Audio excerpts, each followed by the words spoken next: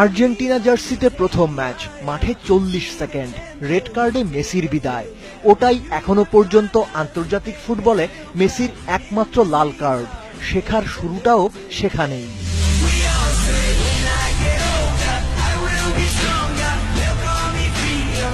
কেনানের গানের মতোই সময় আর বয়স দিনকে দিন লায়নেল মেসিকে আরো পরিণত করেছে। মুশকিল হলো তিনি যতটা এগিয়েছেন সম্ভবত ততটাই পিছিয়েছে আর্জেন্টিনা। 3টা কোপা, 1টা বিশ্বকাপ, আক্ষেপের গল্পটা বদলায়নি। কেন এই ব্যর্থতা? এক কথায় চাপের সময় ভেঙে পড়া আর মেসির ওপর অতি নির্ভরশীলতাই আর্জেন্টিনার ব্যর্থতার কারণ।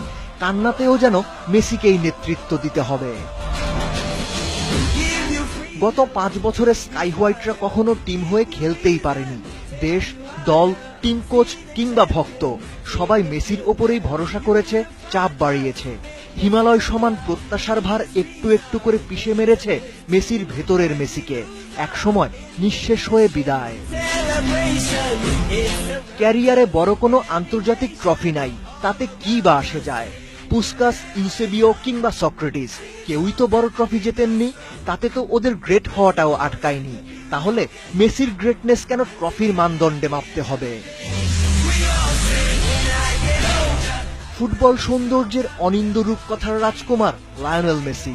বিউটিফুল গেমের পতাকা তো মেসির জন্যই মাথা নত করে, শ্রদ্ধায়, ভালোবাসায়। তাই তো মেসিদের বিদায় নয়, ধন্যবাদ জানাতে হয়। দেব চৌধুরী, ৭১।